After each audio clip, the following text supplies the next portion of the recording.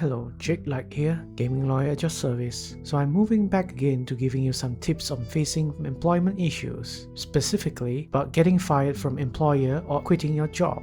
The Great Resignation is still going strong and influencing many people around the world. But don't be too quick to throw that letter at your boss and call it quits, because you may not exactly be making the best out of your newfound freedom, or worse, facing legal repercussions. And as always, before I start, I would like to emphasize that the information provided in this video is only for education and entertainment purposes. Please seek qualified professionals if you got unfairly fired or thinking about quitting your job. So let's get to the basics first. Whether an employee is getting fired or quitting their job is the termination of an employment of work for someone. It can be done in a variety of ways, verbally, in writing, or with implied actions. Once an employment contract is terminated, all responsibilities between each other supposedly end and they don't have to do anything further. The concept is simple, but execution is always filled with grief and resentment if any party is careless in following contractual or legal procedures. Normally, I would be referring to some law resources involved to protect employees, but if the objective is to prevent laws from being broken by employers, it won't be able to do that, at least not by the law's own existence. Simply, the reality is that employers who don't know what laws to comply will break them no matter how many laws are there to protect you. Nevertheless, I'll still list some from US,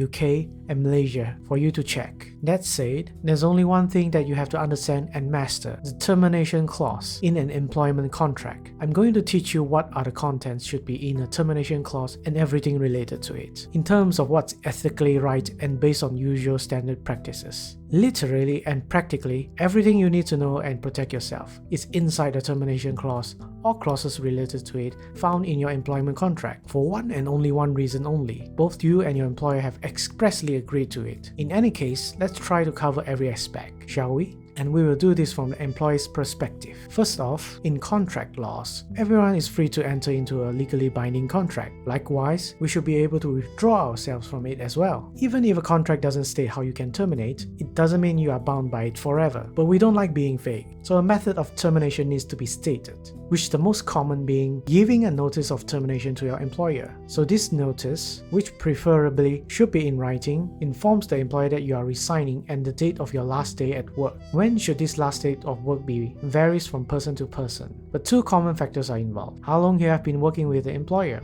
how hard it is for them to replace you. Then, you need to make sure the terms on serving the notice is as straightforward as possible. Serve using letters, emails, or messages, and note down to whom the notice should be served. If there's any other requirements for serving notice, then you have to take it as abnormal and not for your benefit. However, if the contract says you need to give notice, it should also say what happens if you can't fully serve the notice. Normally, this means, and don't hate me for it, you have to make payment in lieu of notice, or pylon in short. That is the downside of resigning via serving a notice. But let me explain the rationale behind it. The purpose of a notice of termination is to give both parties time to sort affairs while the employment is ending. The employer could need the time to find a replacement and get the work transferred to the new person, whilst you may need some wages to get by while you're still looking for a job elsewhere. It is only fair to make pylon to the employer when you can demand the same if the employer does not let you serve your notice as well. But of course, I know there are people who prefer not to serve any at all, so it comes down to your prerogative. So if you really don't want to make pylon, then you better make sure there is a clause that expressly says that you can terminate and immediately without notice then. Now for some things to absolutely avoid or be careful of when determining a termination clause is reasonable and fair. One thing about termination is that it should not involve the employee compensating the employer in any way or form. Whatever the reason an employer may give, it is not standard practice to force you to pay a certain amount of money just for resigning from a job, which is entirely different from making pylon to employers. And another thing about termination notice: there should not be terms which allow the employer absolute power to extend the notice period so they can, in a way, force the employee to work as long as much as they want, with the threat of making pylon if they are unable to serve their notice. And yes, I've been making a StarCraft reference. Proceeding forward, we now look into how employers can fire you from your job. In most circumstances, if someone or company is able to maintain the cost of hiring multiple employees, it's most likely going to remain unaffected financially from firing and replacing an employee. Because of that, there are only specific events where an employee can legally discharge a worker, and even then, many strict procedures, investigations, and inquiries, which I won't delve into the details too much, are required to be done by employers before and after deciding to fire an employee. Whether because an employee breached the employment contract, committed misconduct, or their services are no longer required by the employer for whatever reason, all must be fairly and legally proven before termination even starts. Let's say employers don't want to go through this hassle to fire a person. What else could they do? Well, if you've been working long in the corporate world, you'd know that it is very common for companies to take indirect actions that essentially influences you into resigning yourself.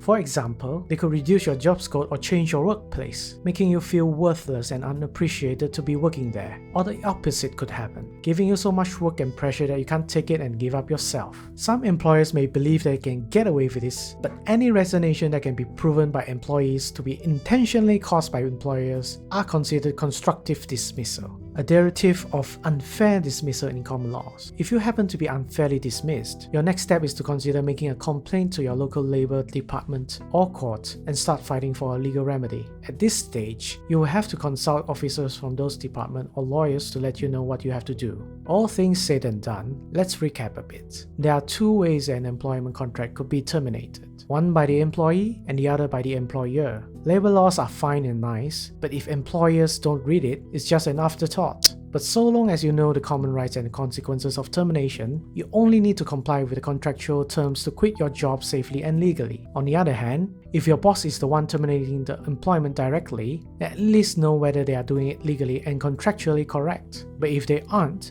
and using some underhanded method instead, that's considered unfair and constructive dismissal, and you may consider taking legal actions against that.